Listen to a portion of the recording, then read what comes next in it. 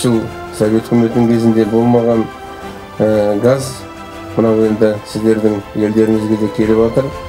Аз уақыттың ішінде 22 елді мекенге газ апару деген оңай емес. Биыл жылдың басында Қордай ауданының халқының газбенен қамтамасыз етілуі 47% болған. Қазір осының барлығын қоссақ 95% болады.